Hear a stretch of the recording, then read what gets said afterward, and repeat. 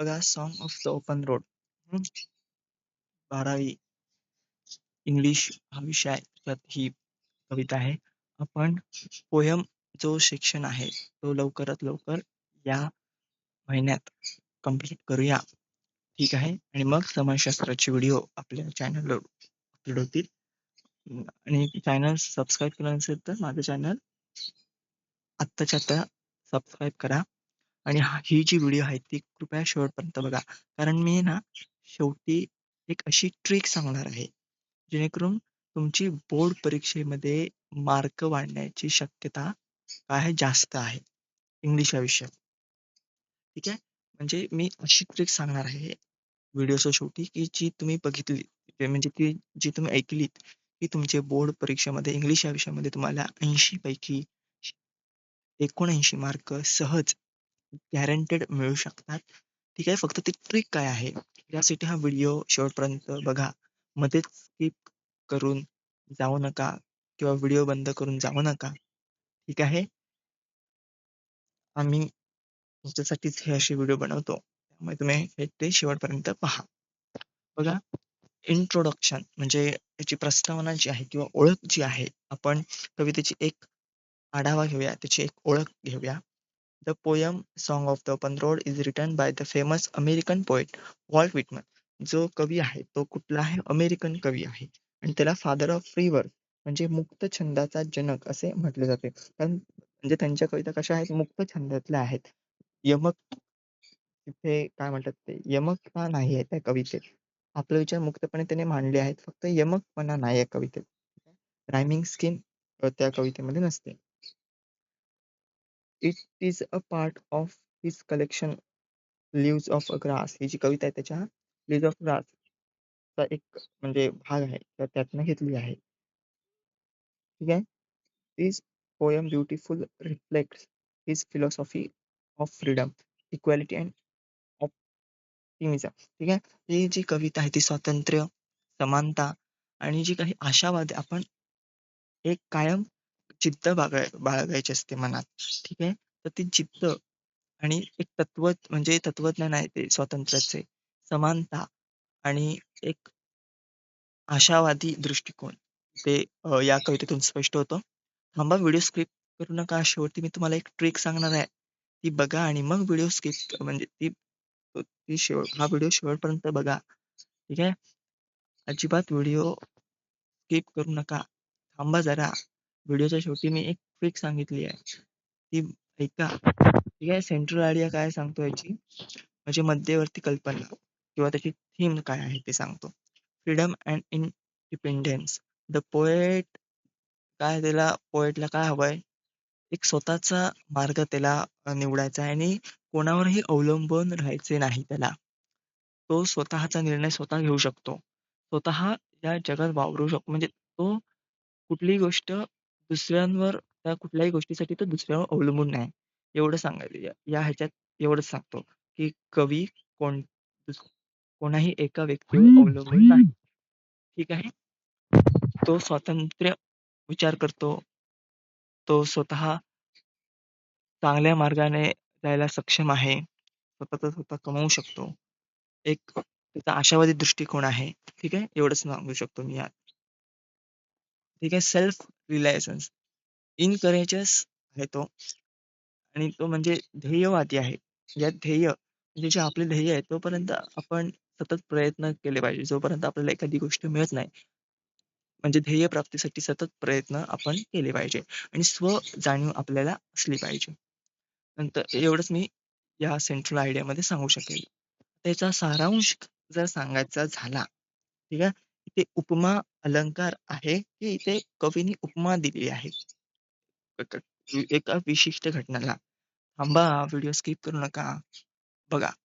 In this poem, the speaker sets out on a journey on an open road. He describes himself as being healthy, free, and the world before me. He decides to stop complaining and postponing things. A significant moment in the poem is when he claims that he does not need good fortune because he himself is good fortune.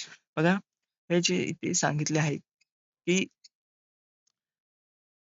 कवी आहे, त्याला तो एक path आहे, यशाचा मार्ग आहे. त्याच्यावर त्याला जायचं आहे. त्या मार्गाने त्याला जायचं आहे. मग तो स्वातंत्र्यवादी आहे. कोणावरही तो अवलंबून नाही. हां, बाबा आता मला या मार्गावर जायला कोण मदत म्हणजे या मार्गावर जायला मला मदत करायला येईल. मग मी त्यांचं सहकार्य मिळवेल. जे मदत करायला येणार आहेत त्यांचं आणि मग मी त्या यशापर्यंत जाईल. ते यश मी हासिल करेल. असं त्याचं नाही. तो स्वतःवर अवलंबून आहे. दुसऱ्यावर अवलंबून नाही. तो परस्परावलंबी नाही. तो आशावादी आहे, ध्येयवादी आहे. ठीक आहे. त्यांनी काय म्हणतात डिलिशियस बर्डन म्हणजे जे जे त्याच्यावर जे ओझे आहे, त्याला कशाची उपमा दिली आहे? डिलिशियसची उपमा दिली आहे त्यांनी. तो त्या घटनांचा स्वीकार करतोय.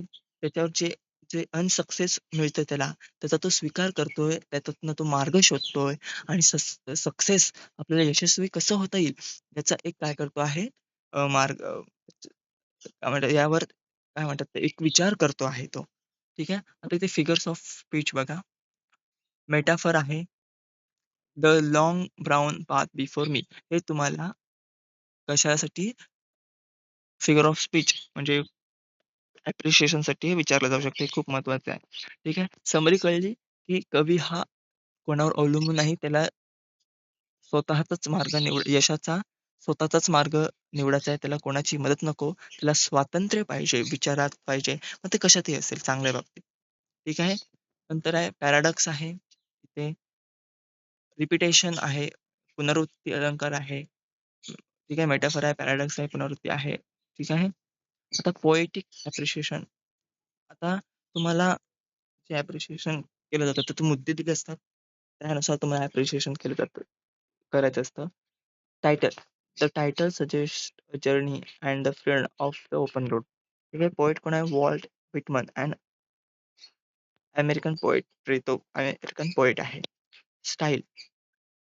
The poem is written in free verse. No rhyming scheme म्हणजे त्यात रायमिंग स्कीम नाहीच आहेत. A, A, B, B, C, C अशा rhyming scheme A, B, A, C किंवा ए, बी, बी, बी अशा रायमिंग स्कीम नाहीच आहेत त्याच्यात. ठीक आहे. लँग्वेज अँड इमेजरी काय आहे? सिंपल लँग्वेज आहे with strong visual imagery of the road and the world. बघा ह्यात तुम्हाला मी नोट्सच दिल्या आहेत तिथे. तुम्हाला ते वाचल्यावर लक्षात येईल. इथे सिंपल लँग्वेज आहे म्हणजे एकदम समजायला साधी अशी भाषा आहे. कवीने साध्या भाषेचा वापर केलाय जेणेकरून जो वाचक वर्ग आहे त्याला त्या कवितेचा अर्थ सहज समजतो आणि ही कविता यशाच्या म्हणजे ही कविता स्वातंत्र्य, समानता, आशावाद, ध्येय ध्येयवादी दृष्टिकोन यावर अवलंबून आहे आणि त्याचे वर्णन कवीने एकदम सिंपल शब्दात म्हणजे साध्या शब्दात त्याने केलेले आहे. आता मेसेज काय आहे? Life is a journey. Be brave, be positive and take control of your own happiness. बघा, पॉझिटिव्ह थिंकिंग आपल्या या आयुष्यात जेव्हा आपण वावरत असतो तेव्हा कधीही निगेटिव्ह विचार करायचा नाही. एक पॉझिटिव्ह विचार ठेवायचा. ठीक आहे. आणि आनंद घ्यायचा, पण तो मर्यादित घ्यायचा आणि यशाच्या मार्गाकडे कसं आपल्याला जाता येईल ते बघायचं. दुसऱ्यावर कोणावर अवलंबून राहायचं नाही.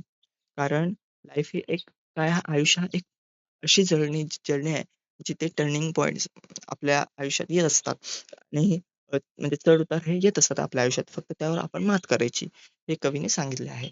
Important of vocabulary. इथे व्होकॅब्युलरी आहे ती बघा, त्याचे अर्थ आहे तिथे दिलेले. जे महत्त्वाचे व्होकॅब्युलरी तुम्हाला परीक्षेला विचारले जातात त्याची. हां, आता मी तुम्हाला जी अशी ट्रिक सांगणार आहे ना, जी तुम्हाला बोर्ड परीक्षेत खूप टॉप करू शकते. पहिलं काय करायचा अभ्यास कसा करायचा सांगतो तुम्हाला, इंग्लिश विषयाचा.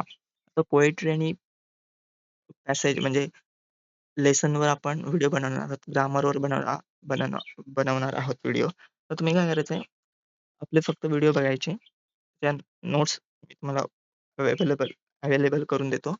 ठीक आहे. तुम्ही अभ्यास करताना फक्त ग्रामरवर फोकस करायचा. ठीक आहे. म्हणजे ग्रामरचे जरी मी व्हिडिओ बनवणार असलो, रायटिंग स्किल आणि ग्रामरचे, तरी तुम्हाला त्याच्यावरच फोकस करायचं आणि नॉव्हेलवर फोकस करायचं. ठीक आहे. मी ग्रामर, लेसन, म्हणजे पोएम या सेक्शनवर व्हिडिओ बनवणार आहे. नॉव्हेलवर पण आपण एक वेगळा व्हिडिओ बनवूया. ठीक आहे. पण तुम्ही काय करायचं नॉव्हेल आणि रायटिंग स्किल यावर फोकस करायचं. कारण ते 16-16 मार्काला ते आहेत रायटिंग स्किल आणि नॉव्हेल्स. त्यामुळे त्याच्यावर तुम्ही फोकस करायचा. म्हणजे तुमचे तिथे 32 मार्क फिक्स झाले. ठीक आहे. आता उरलेले जे मार्कांचं आहे, ते आपले व्हिडिओ बघा, त्याचा अभ्यास करा. आता त्यांची ट्रिक सांगतो. ट्रिक काय आहे? पुस्तकाला अजिबात हात नाही लावायचा. मागच्या वर्षीच्या प्रश्नपत्रिका आहेत, त्या बघायच्या. नॉव्हेल्सवरचे कुठले प्रश्न रिपीट झालेत ते बघायचे. त्या अभ्यासाला सुरुवात करायची. झाले तिथे तुमचे 16 मार्क्स फिक्स. तर तसंच रायटिंग स्किलचं करायचं. पोयम आणि पॅसेज वरचे जे प्रश्न आहेत, त्याच्यात आपलं YouTube चॅनल आहेच. ठीक आहे. धन्यवाद.